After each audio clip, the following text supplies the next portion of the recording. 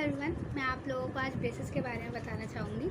जो लोग भी अभी ये प्लान कर रहे हैं कि उन्हें ब्रेसेस लगवाने हैं, उनके साथ में कुछ अपने एक्सपीरियंस शेयर करना चाहूँगी कि मुझे इतने टाइम की जर्नी में क्या क्या दिक्कतें आई, कितना डिफरेंस दिखा और कितने टाइम के बाद दिखा। अभी लगभग मुझे 2 साल हो गए हैं ब्रेसेस लगाए हुए।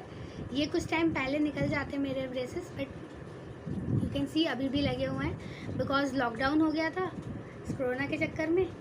तो लॉकडाउन की वजह से मेरे बहुत अपॉइंटमेंट्स हो ही नहीं पाए। लगभग 2 और 3 मंथ्स मेरे अपॉइंटमेंट्स रुक गए थे, जिसकी वजह से थोड़ा बहुत केस ख़राब हो गया। इसकी वजह से ये थोड़ा और लॉन्ग खिंच गया, अदरवाइज़ ये शायद लास्ट ईयर दिसंबर तक में भी निकल जाता, बट स्टिल देयर। तो मैं आप लोगों को पहले तो बताना चाहूँगी कि क्या क्या किस किस तरीके के ब्रेसेस होते हैं। पहले तो यूजुअली जो 3 टाइप के ब्रेसेस हैं ना, वो 3 टाइप के ब्रेसेस बहुत कॉमन है। पहले तो मेटल है, जो कि मेरे लगे हुए हैं। मैं आपको फ़ोटो दिखा दूँगी कि वो ब्रेसेस कैसे दिखते हैं। दूसरा है सेरेमिक और तीसरा है इनविजिलाइनर्स। मेटल ब्रेसेस तीनों के बारे में आज हम बात करेंगे। मेटल ब्रेसेस जो होते हैं वो सबसे पॉपुलर ब्रेसेस होते हैं, और अगर तीनों के हिसाब से कंपेयर किया जाए तो इसमें इसका बजट भी थोड़ा कम होता है। और मैं बजट कम इसलिए कह रही हूँ क्योंकि ये लगभग सेरेमिक और जो इनविजिलाइनर्स हैं दोनों के कंपैरिजन में थोड़ा सा कम है, अदरवाइज़ ये भी उन्हीं के रेंज के आसपास ही है। मेटल ब्रेसेस वो हैं जो मैंने लगा रखे हैं। Metal braces are clearly visible. अगर आप किसी ऐसे बंदे से बात कर रहे हैं जिनके ब्रेसेस लगे हुए हैं मेटल वाले, तो वो आपको साफ दिखाई देंगे, और this is very effective. Second is ceramic. उसका भी काम सेम ही है, same as metal braces, but ceramic are less visible. अगर कोई आपसे थोड़ा डिस्टेंस पे खड़ा है तो उसको नहीं पता चलेगा कि आपके ब्रेसेस लगे हैं, लेकिन अगर वो थोड़ा सा आपके क्लोज आते हैं तो उनको साफ पता लगेगा कि आपके लगे हुए हैं ब्रेसेस।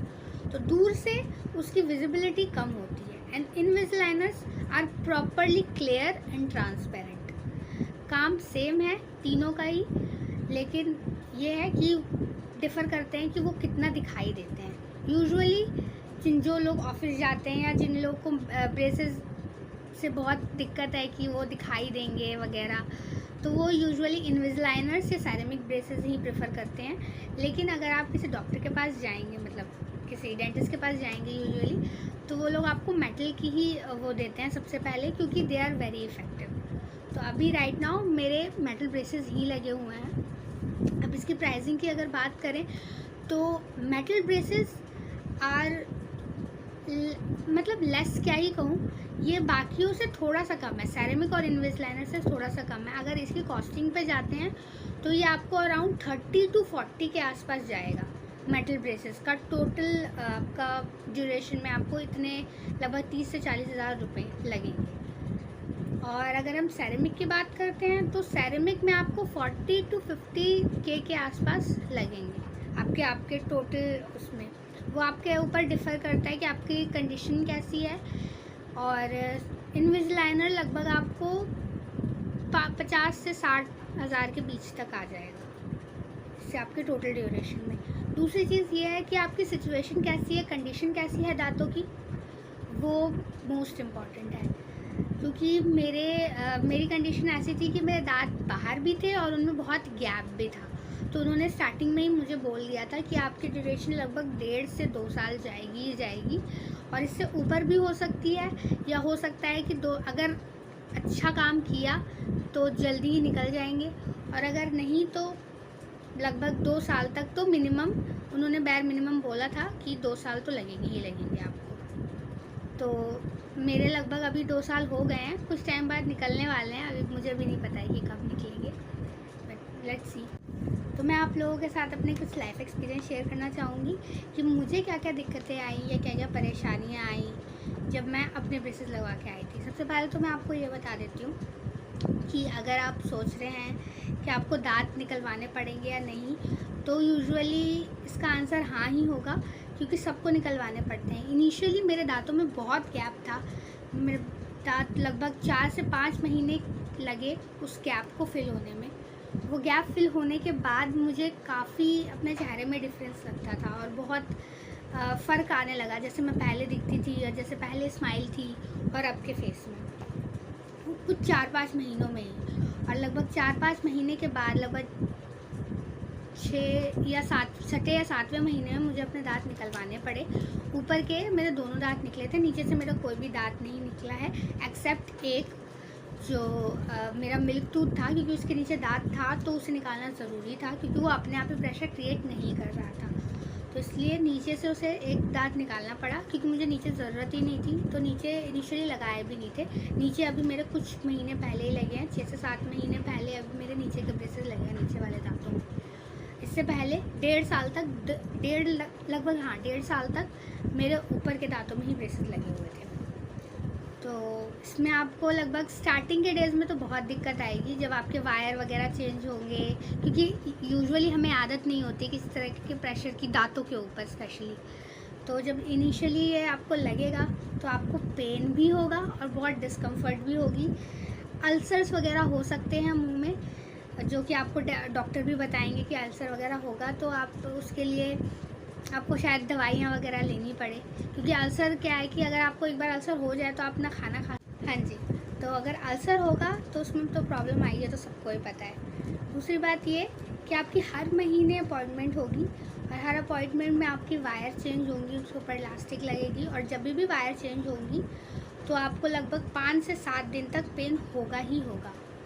इनिशियल जब तक आपके दांत अलाइन नहीं हो जाते प्रॉपरली तब तक आपको पेन होगा।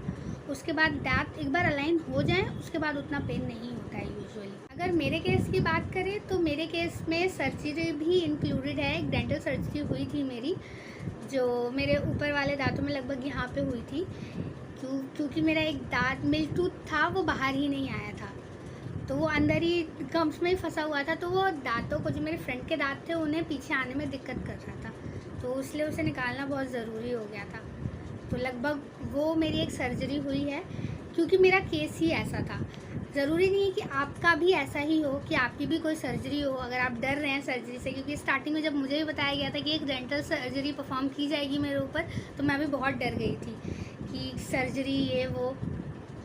तो उन्होंने बोला कि ये कारण है कि वो पीछे नहीं जा पा रहे हैं, अगर उसे नहीं निकालेंगे तो शायद आपको रिज़ल्ट ठीक से नहीं मिले या आपको इन फ्यूचर दिक्कत हो, तो उसे निकालना भी बहुत ज़रूरी हो गया था मेरे लिए। तो आपके लिए ज़रूरी नहीं है कि आपके साथ भी ऐसा ही हो, सबका केस अलग अलग होता है। तो आप अपने डॉक्टर के पास जाइए, जो भी अपने पास वाले डॉक्टर, यूजुअली डेंटिस्ट आप अपने पास का ही चूज़ करें, क्योंकि अगर आपको इन फ्यूचर अगर कोई वायर टूट जाती है या कोई इलास्टिक निकल जाता है तो आप डायरेक्टली जाके बात कर सकें, आप जा सकें इजीली। इतना दूर का डेंटिस्ट ना चुनें कि आपको जाने में सोचना पड़े, थोड़ा पास रहेगा तो इजी रहेगा आपको भी। तो एक और इम्पॉर्टेंट चीज़ जो मुझे लगती है आपको बतानी चाहिए मुझे, वो ये है कि आपका जो फेस स्ट्रक्चर है वो भी बहुत चेंज होगा। मैं इस वीडियो के एंड में आपको बिफ़ोर और आफ्टर दोनों की पिक डाल दूँगी, उसमें आपको साफ पता चल जाएगा कि मुझ में कितना ड्रास्टिक चेंज आया है। पहले फेस काफ़ी थोड़ा चौड़ा लगता था मेरा, और अब काफ़ी सिमेट्री में लगता है। तो आपको मैं वो पिक्चर्स डाल दूँगी, वो आप देख।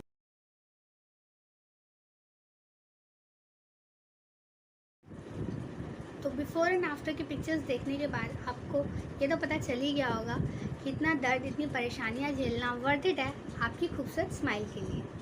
तो अगर ये वीडियो आपको थोड़ी सी भी इंफॉर्मेटिव लगी हो तो आप इसे लाइक, शेयर एंड सब्सक्राइब कर दीजिए। Thanks for watching.